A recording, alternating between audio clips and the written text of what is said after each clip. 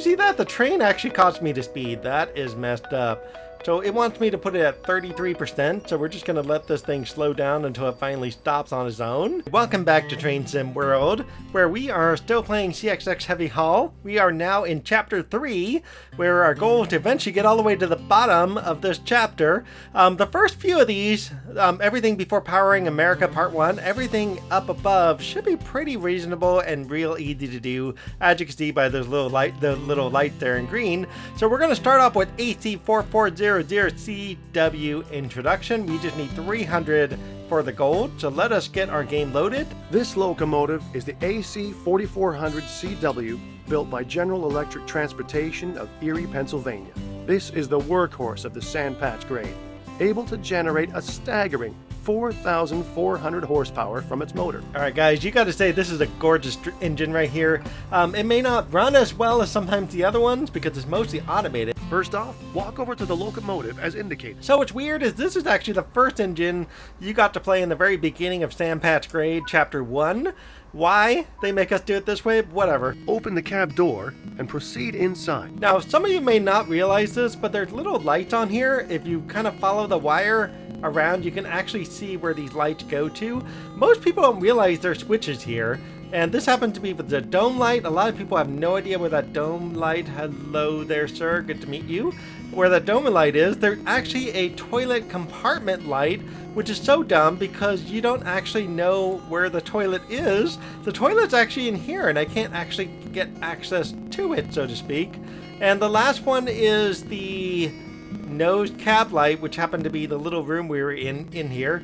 And so most people don't realize those three lights actually exist for a reason. It's very odd I can't get to the toilet though. It's something I've been trying to find out all this time. So let's go ahead and get this mission moving. To take control, you'll want the engineer's seat. Head over and sit down. Alright folks, so once you get into this first mission, there's really no way around it. You can't click anything else at this point once the mission officially starts. So let's go ahead and sit in the engineer's seat and let's see what it tells us to do next. Let's get started by letting those around us know this locomotive is operational. Begin by turning the forward headlights control to bright. Alright, I will turn that headlight on just a second. So you can see our timetable here, at least what our scheduling is to do. Our job to turn on the lights, turn on the gen field, turn on the reverser, and deal with the various screens. That is going to be dealing with the brake system, and then eventually turning on the brakes and rolling out, and then eventually bringing the train to a stop. So let's go ahead and turn on this front headlight. What was it to dim? It technically wanted bright, didn't it? Oh, hello. It says set the gen field switch on. I was going to say, by the way, the headlight here, you don't need it on bright. We just need it on dim. We're still in the yard, but whatever.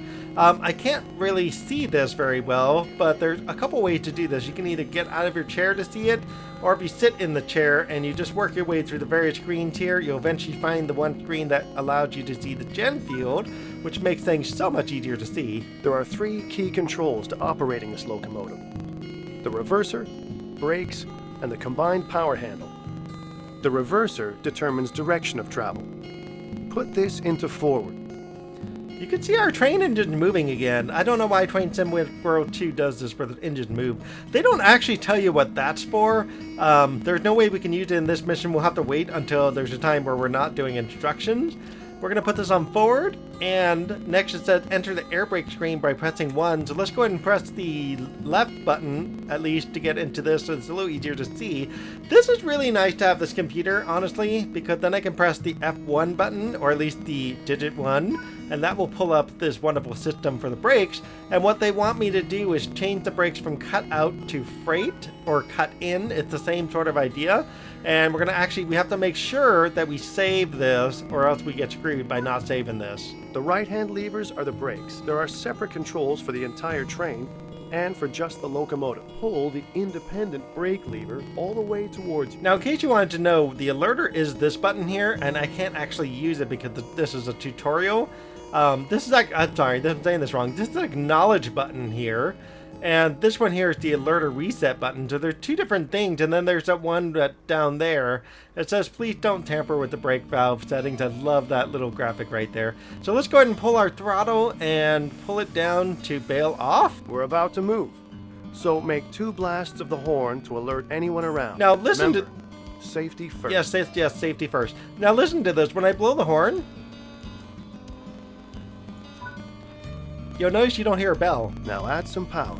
but not too much. Too much power too soon can damage both the locomotive and the cars. Always start off nice and slowly. Pull the throttle lever towards you by 1 notch. Thank you, sir.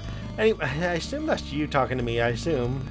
Yeah, so the bell doesn't actually turn on when you do that. These throttles go backwards, something to keep in mind.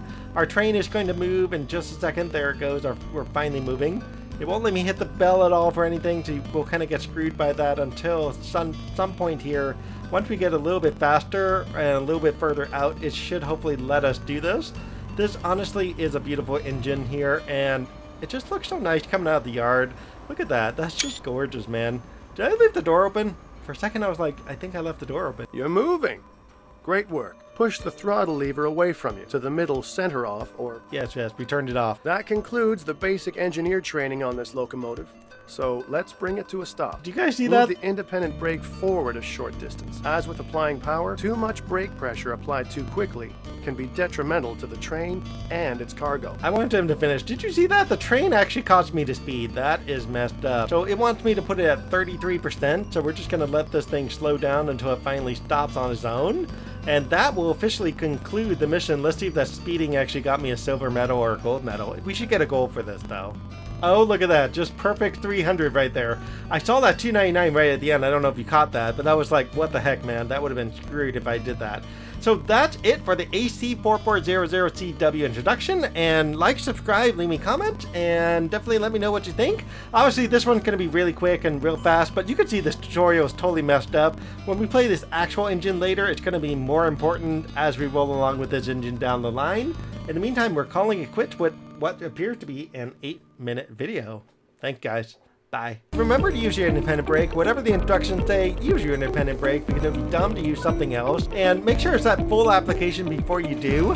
And of course, take pictures of this because this is just gorgeous right here next to the brown house over there. And all we have to do now is just get back out of our seat here and back into the game, so to speak. And I'm going to turn the bell. I'm actually going to leave the bell on now that I think about it. The bell is just going to stay on. We're going to put the reverser back to neutral. That way our train doesn't move. Nothing else that we need to touch in here except for